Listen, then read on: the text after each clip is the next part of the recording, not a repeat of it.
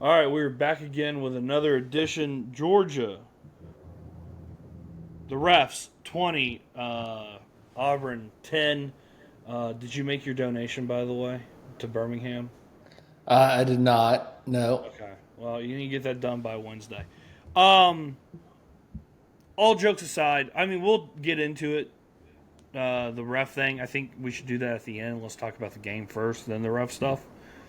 Because I have a take on it more than Josh Pate, and he did a pretty good job laying it all out and was pretty fair. Um, let's talk about the game. So to me, I think this team is it's a second half team. I don't get it. It is mind boggling.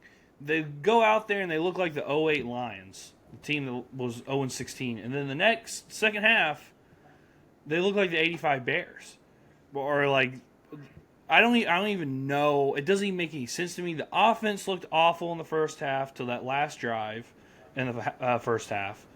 Uh, Defense looked clueless until the second quarter. And every game, that 3 out of the 4 SEC games that Georgia has played, they have come from behind. I don't get it. It is maddening. It's frustrating.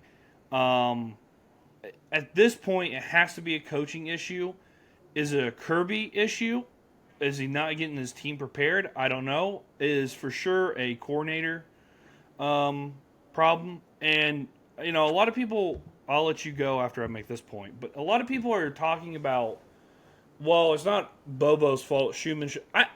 I think both of them deserve blame equally for having a really shitty game plan to begin with because we wouldn't have been in a hole if the offense could put together some sort of drive in the before that long drive in the second quarter, and then the defense would have had time to at least maybe catch their breath and figure it out. And then the defense not getting off on third down, I just don't get it. Anyway, I'll give it over to you now. Um, at this point, it has been 2 seasons that we've watched Georgia teams get behind and get behind the 8 ball from the very get go. And so, therefore, I have to believe that it is a philosophical coaching, philosophical, whatever you want to call it, issue. I don't know if Georgia, when I say they, defensive staff wants to see everything and anything that they're going to try to do to them and then make the adjustments at halftime to shut the stuff down. I don't know, but here's what I do know. It puts your offense, I disagree with you a little bit. I place it more on Schumann and Kirby because when you're Bobo, you've got so little margin of error, That's and true. you're working with such a sense of urgency that it makes it really hard to operate an offense carefree. I guess is what I would say. Not that you ever do that, but as an offensive coordinator, but it certainly puts you behind the 8 ball, and you just can't make any mistakes, and that is what is so maddening. Yeah, you would have thought honestly it was two different teams that showed up, two different defenses for sure. I don't blame the offense, dude. It's they didn't have the ball until we had that fiasco down at the goal line. I'm gonna say it's a good fiasco. Georgia didn't really have the ball. Now, again, they didn't convert third downs and they didn't, keep drives alive. And I agree with that. But because the margin of error is so small, and I guess you could say, well, the defense kept you within 10, but it really very easily should have been 17. Oh, So for sure. I just I just think it's a philosophical issue, and I don't know what it is. And I will tell you this, knowing what I know about Kirby, whatever we're saying, it needs to be fixed. It blah blah. It can't be. He's not going to change. No. He's not going to change. So we can sit here and say it's maddening and frustrating. It is what it is. But eventually, given the parity, and this is where I was going to pivot to, talking about kind of where we are, big picture. Given the parity in the SEC, that shit may have worked 2 to 3 years ago, where you could have a dominant roster and just out athlete everybody, out mental toughness, out discipline them, physicality, all that stuff. That probably worked back then, but I believe you can put yourself so far behind with the parity that we're seeing in college football that it is extremely difficult to pull yourself out of that. So I still look at this team and I am eternally grateful, believe me, of winning against Auburn. Yeah. But I think that was a pivotal game for Georgia. So I know Dean Legge said that, and I agree, because it would have been very easy, not easy, but I mean, you could see Georgia potentially losing that game, certainly with whatever, a minute and a half or whatever, 90 seconds to go in the second quarter, going into half. I really thought, gee whiz, man, 17 down, 17-0 at Jordan-Hare doesn't look good. We had to win that one to stay alive, and maybe that's what we're looking at in college football now. Just survive, babe. Just survive to get to the next week. See what happens. I think that not to completely talk about or not to get off from the game, just a little bit. I listened to Josh Pate last night, and he said, I don't know if this Georgia team is going to go and win a national championship. I don't think they are. And I don't even know if they're going to make the playoff. He goes, then he readjusted and said they should make the playoff. Yeah, I think Georgia should make the playoff too. I think there are a couple of things. One, this team's extremely young, and I think we are, every single week, we're seeing this team improve in areas. And take a step back in areas. Yeah, and then you see, I really think the adjustments that are made from first half to second half is because this team is so young. They make all these mistakes, and then they correct them at halftime, and then they fix them, and then they look fantastic. So I think that is really, I really do think that's part of it. So I think this team, if they can play their best football down this stretch, I think they're one of the better teams in the country. I mean, point to me and tell me, outside really of Ohio State, who I don't know how good they are. They don't play anybody that's ranked. Tell me what team is an elite team. I don't see any. I don't see any. I mean, you got Alabama that's better than Georgia. Clearly, they beat us 3 points, and at home. Let me put this out there too. And I started thinking about this yesterday. There is a world where Georgia wins out. It's very likely they win out. They only have one loss to Alabama. It's also very likely that Alabama has no losses, or at least one loss. And we play Alabama again in the SEC championship. Well, something's going to have to happen to A&M, because that's what we're not talking about. So, I don't know the rest of their schedule, but this Georgia team, like every other team, is flawed.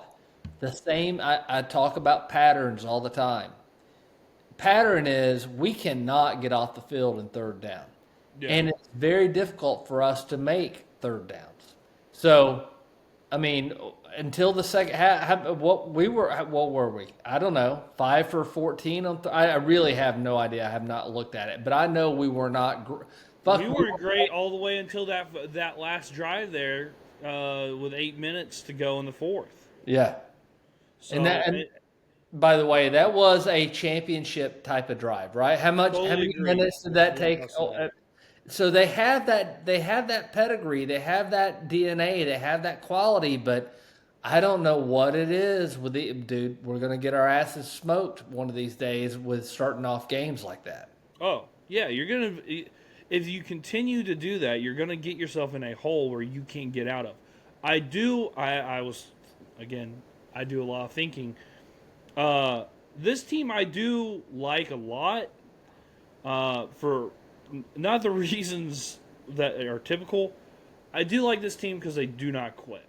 Oh, they don't Do quit. not quit, and No, I they're agree. going to fight till it's triple zeros on the clock.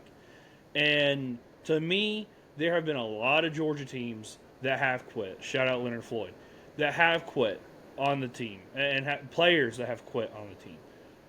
And that is more hurtful to me than losing 6 games and not making a bowl game, which I've never seen in my life. But I rather have a team that fights to the very end, and I appreciate that about this team. Tell you another thing too, Gunnar Stockton. I will like to apologize to Gunnar.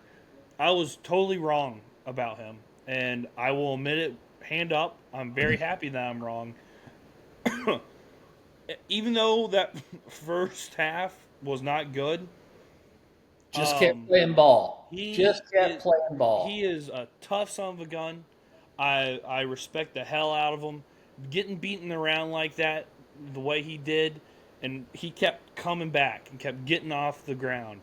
I love him. I Uh, really do. I'm gonna tell you something, and I think that's what you kind of got caught up in, and I think that's a classic misconception.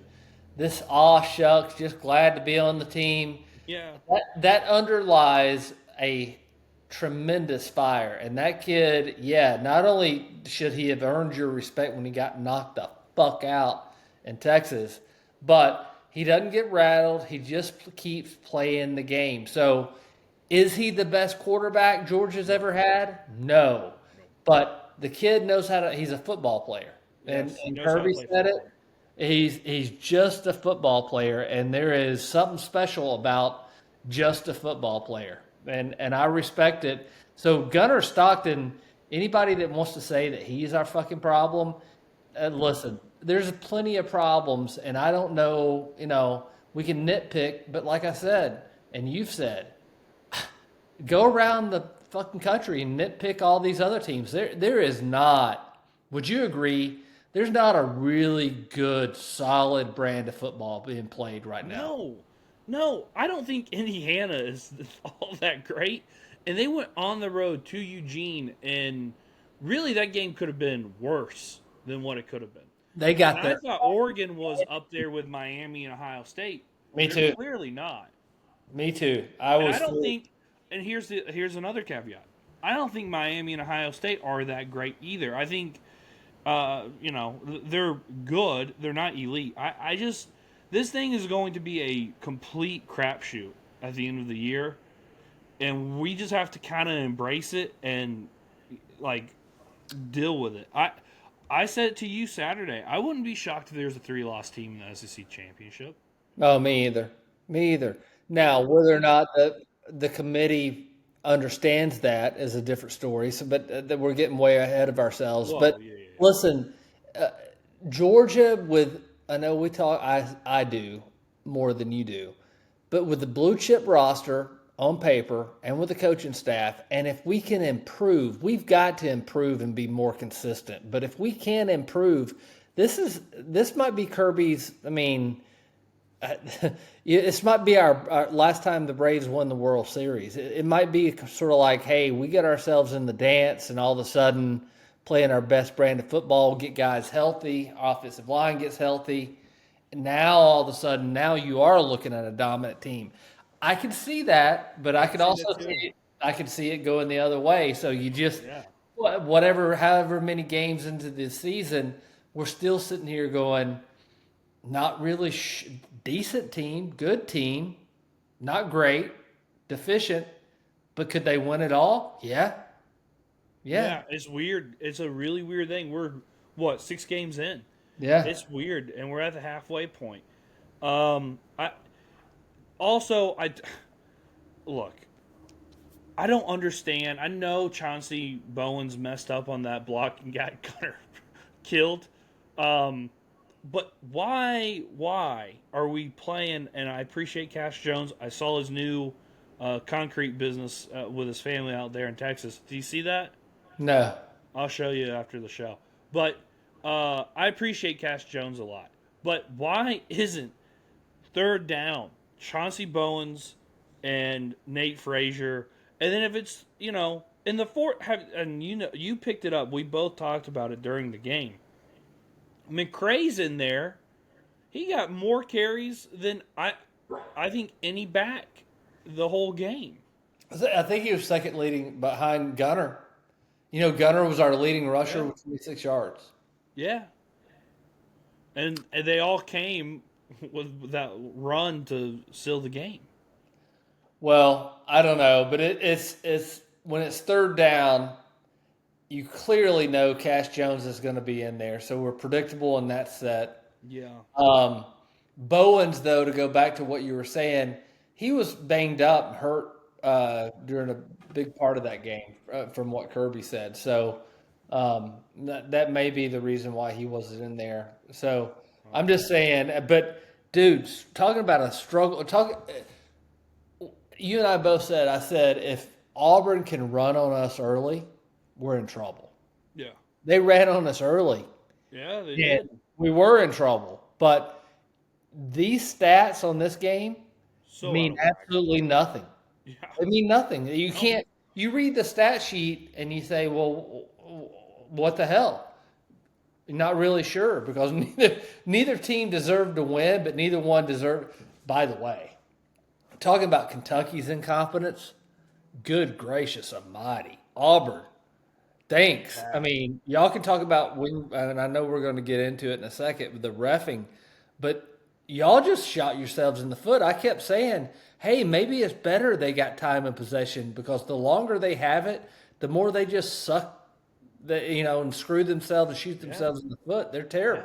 Every time. There's one other point I wanted to make. Second half should be the rest of the year.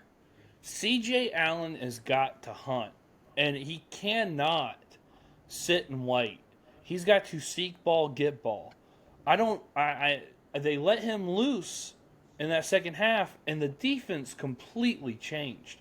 They weren't getting we were pushing them back on the defensive line, and CJ Allen was coming. Raylan Wilson was coming. You have got to let them hunt. You cannot let them sit and wait on stuff. It is really hard to watch when they allow them to do that because CJ Allen and Raylan Wilson, Alabama and Kentucky, they did not play very well in those games. And so I kept my eye on them this week.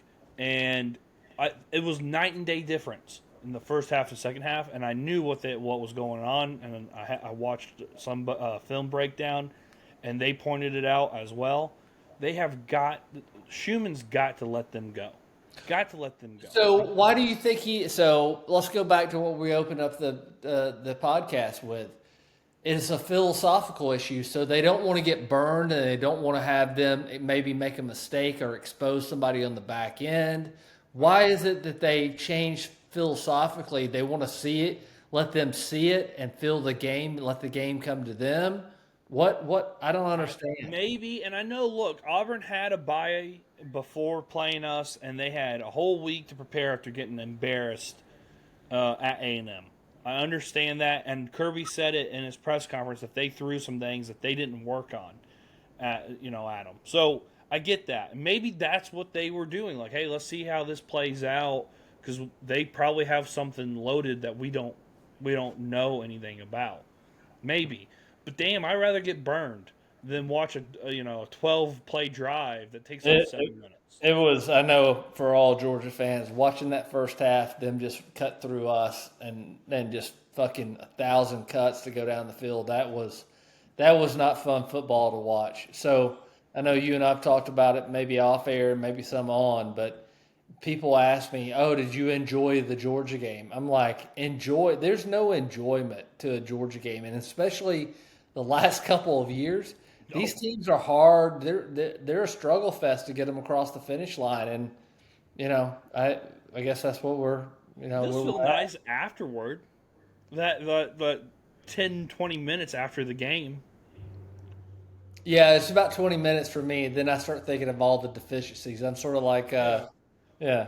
So anyway, I get that. Anyway, let's see. Is there anything else? Here's the other thing. All these teams have a bye before we play them recently. And I know we got that was our away schedule. Tennessee, Auburn, Ole Miss will be kind of, or not Ole Miss, shit, Mississippi State. That if there's Mississippi State It's fans, they're tricky. going to be pissed. It's going to be tricky, but it's obviously not Noon as game hard as Georgia. probably. Huh? Noon game probably in Starkville. Yeah, probably. So it's not going to be easy by no stretch. But now all of these games, you got Jacksonville coming up, you have Texas, and you have Ole Miss all at home. You got Tech in the Dome. It's going to be all Georgia fans. It's the playing on the road and being overwhelmed by the environment, because I think that's also part of the problem. Georgia's not going to face that unless they're one of the lower seed teams in the playoff. They're not going to face that ever again. So that's a positive, and I think we're going to see. Obviously, we're going to keep seeing this team improve. And Georgia, by the way, could have won that game if they played like they did in the second half. They would have nothing burgered Auburn. Yeah. Oh, well, They would have crushed them. It's and nuts. It was candies and nuts, but Well, yeah. hey, look, Auburn plays that game. I'll play it too. Well, If Auburn can play all kind of games, and then by the way, we haven't talked about it, and I don't know if we're going to segue into it, but yeah, let's talk big picture. Oh, Officiating in college football. yeah. It's a problem. And one of the suggestions that I made to you is these have got to be full-time professionals. They've got to be going to classes. They've got to be doing shit in the off season. They've got to be doing conditioning, all kinds of things. And there's got to be accountability, because Auburn fans have a right to be pissed. Let me state that. Sure. But Georgia fans have a right to be pissed Totally too, which tells you that when we're talking about the officiating after the game, it's a problem. And it's not just the Auburn-Georgia game. It is all over college football all over. that you're seeing this. And I don't know what it is. And I will tell you, I believe certain teams, Alabama, get the benefit of the doubt because of who they are. And listen, let's go back to the play that everybody's talking about. If the kid fumbled, which I think it was called that on the field, He definitely fumbled. Georgia picked up the ball, nobody touched him, and he never touched the field because he was rolling on top of his own player's legs. Yep. And he scored. He ran to the end zone. Am I wrong? Is that a touchdown? There was no whistle blown. Nope. So they let the play finish. So it's either a touchdown for Georgia or a touchdown for Auburn. What took place? That shouldn't have taken that whole fucking sequence shouldn't have taken place where we had the ball at the 1 yard line. No. It should have been one of one of two things. It should have been a Georgia touchdown. I don't know. We could go on about officiating, but it's bad, man. It's bad. Well, here's a couple of things. One, you're right. It needs to be full time. Two, it needs to be nationalized, because when the ACC crew watches a Georgia and Clemson game, they're going to officiate it differently, because the way we play football is a little bit different than Clemson plays football. Our DBs are going to be more clingy and that's more the biggest handsy. one. Yes. And the ACC is going to flag it because that's not how they play at ACC. Or you could put that in the Big Ten or the Big 12, whoever you want to put. It needs to be nationalized. It needs to be straight across the board. The other thing is, if you're going to have it where it's not nationalized and it's by the conference, fine, whatever. They need to be full-time still. The next thing is, there needs to be transparency. The ACC does an awesome job where they let you into the replay booth. And you can hear them talk, which would have avoided everything, Sean McDonough. Then you could hear what that's they're the other about. thing. That's they the other did it way worse. Yeah. You want to? I have a lot to say on that one. Well, we can. I've always hated that bold fuck. Go ahead. Well, I'm just gonna listen, man. Sean McDonough. I don't need editorializing if you're going to have an officiating crew and then you're going to have an ex official in your replay or in your booth giving feedback, you, Sean McDonough, who've never played a sport in your life, regardless whether you have or whether you haven't, at that point, there's no more color commentary or no more editorializing, because it either is or it isn't, and those are the people that are going to judge it. We don't need you giving your opinion and slanting it, especially according to what I've heard from those that were there. The Auburn scoreboard, Megatron or whatever you call it, only shows it in a way that is going to be preferential towards Auburn. So now you've got yourself so big picture in the Southeastern Conference and probably other parts of the country, you're putting the fucking officials at risk leaving the fucking stadium. So y'all need to, and you got the officials the announcers talking about it. You got the big board showing shit. This is a shit show. Let's not forget what happened in Texas last year where we had people throwing shit on the field. This is getting unhinged, and if we don't get it handled, it's a problem. Yes. Well, I'm not saying this like jokingly, but there is a possibility where someone gets really hurt really badly, like life and death type thing. But Sean McDonough, I don't want to hear an announcer's opinion on a replay. I never have. I didn't like it whenever Gary did it. I hate Gary Danielson. But Sean McDonough's the worst, dude. I don't know what he's on. I don't know why his love affair with Auburn. And I know Auburn fans are like, I don't know what you're talking about. I mean, good Lord, he was all up Auburn's ass Saturday. It's unbelievable.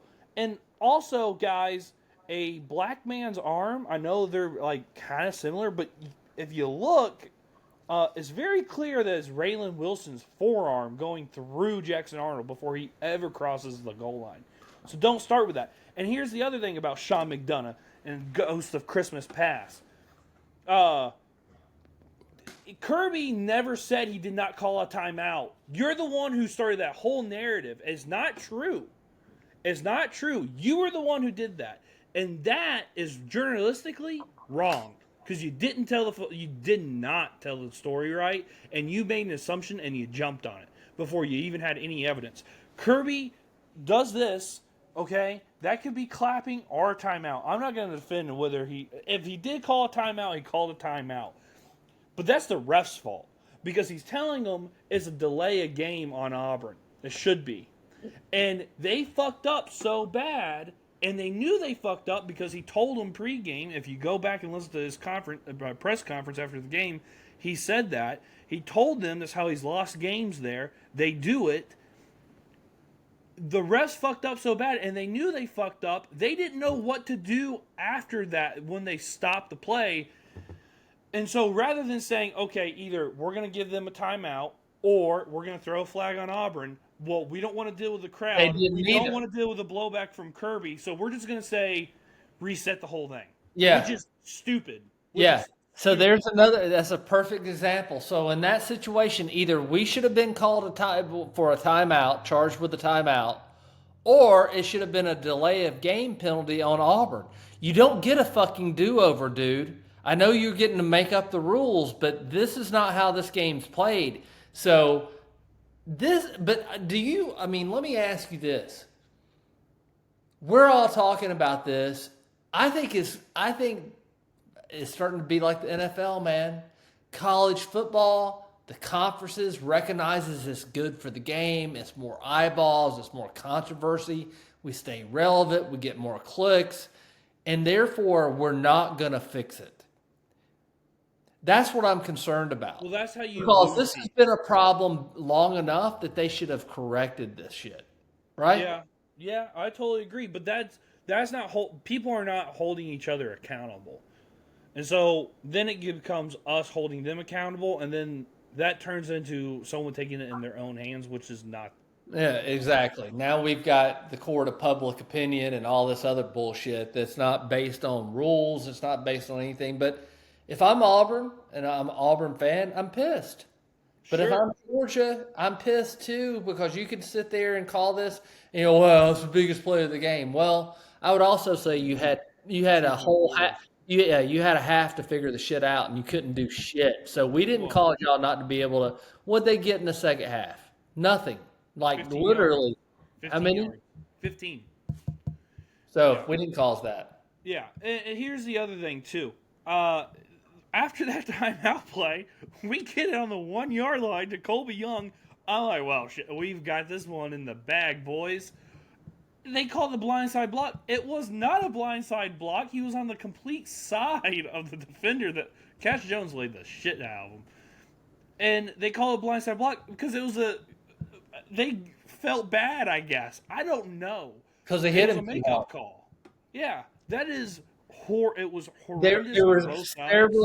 several makeup calls where they knew they screwed up, and you would see a penalty called on the other end, and you'd be like, really? Dude, That happened throughout the game. It was poorly officiated game. Poorly yes. officiated. And you cannot do makeup calls like that. It's just because in that game it was, if you start doing one time and then you do it twice, then it starts free falling and snowballing to the point of where it's Monday and we're still talking about it. That's never good. By the way, and here's the other thing. Talking about officiating while we're still on the subject, and I know the game, we got to make it about the players and the coaches, not about the officiating, and we're taking a big segment. But listen, man, these replays, how long was that game taken up on replays, on It was shit? 38 minutes in that second half. Or in Yeah. the second quarter.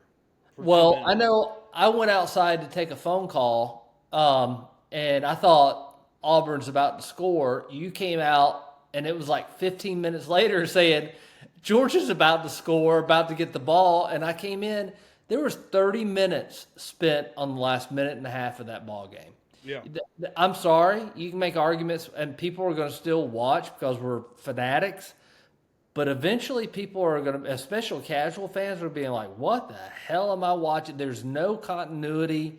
It takes way too long to figure this shit out. Yeah. And there's Which way is too many of these. Which is why they should allow you to listen into the replay booth so that the announcers don't say stupid stuff. Shout out Greg McElroy, who was on one.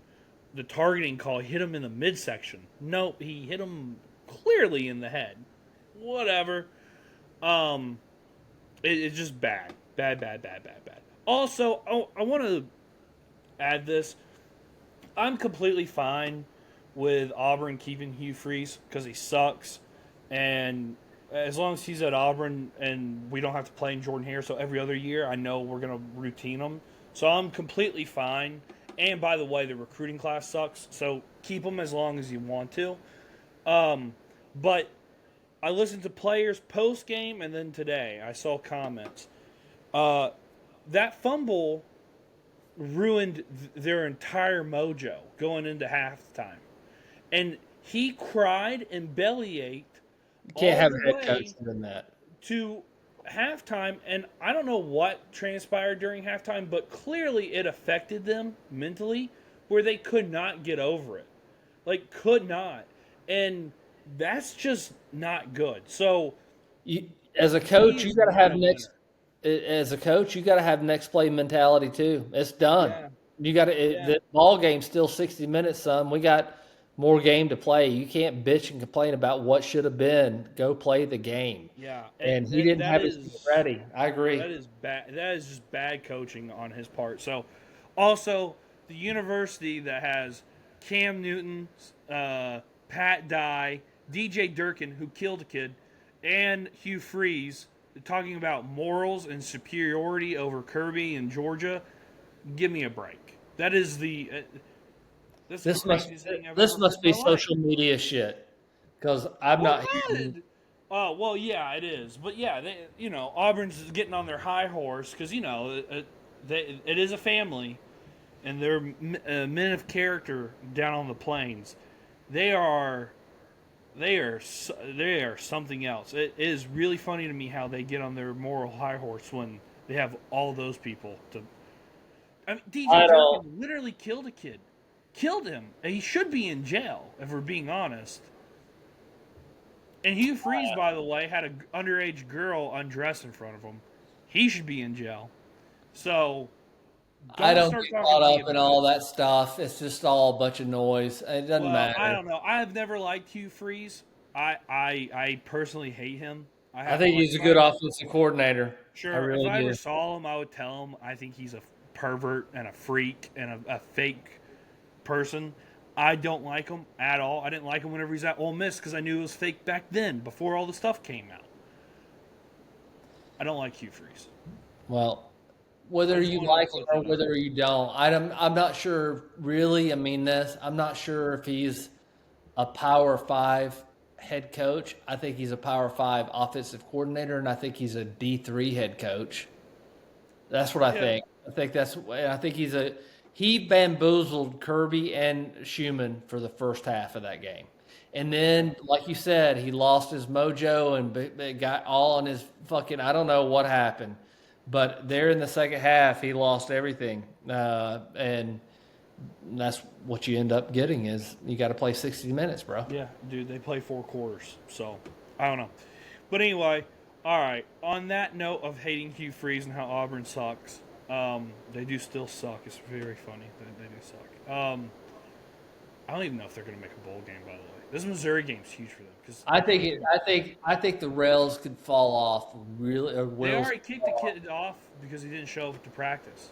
I could see it falling off really quickly. By the way, that's a team captain too. Hmm. Yeah. So if they lose to Missouri, won't want to be Hugh. Hey, by the way, Missouri, good defense, Very and good. would not be surprised if they can't move the ball at all Yeah. against Missouri. Yeah. That's the one thing that worries me about Florida is they have a terrible offense, and Billy Napier might be fired this week, but they have a really good defense, and Georgia has shown it doesn't look too great. But anyway, I digress. We'll be back probably Thursday talking about the Ole Miss game, College Game Day. How exciting! Hear Pat McAfee yell. Oh, Oh, Ben's going to be there. oh, no, Ben's dead. Oh, Ben died. oh. Yep. Where Well, was for it? the Ole Miss Georgia game, I think they're going to resurrect the old fucker. America's dog. So get excited for that. I'll just give you an early preview. Stats tell you one thing. The line is very obvious, and it's telling you something too. Don't be a fool with all the munstering that's going to happen. People like him. Don't be a fool. Look at the stats. Look at what Vegas is telling you. Just pay attention to that. Keep that in mind. Put that in the tickler for you. Okay. I'm just telling you. I watched them. Anyway. All right. They'll win by 3. All right. So remember to like and subscribe. We'll be back on Thursday. Thank you for people that subscribed. Saw some people subscribe this weekend. Appreciate it. Follow us on social media at Terminus Sports _ATL. We're getting close. We're getting close on subscribers. We're like, I think 20 more away from our goal. So Come on, keep it subscribers. up. Appreciate Thank it. you. Then follow us on Instagram, TikTok, X, formerly Twitter, on Terminus Sports _ATL. And you got anything before we close away? Nope. I'll see you on Thursday. Yeah, we'll see you on Thursday. See you on the other side.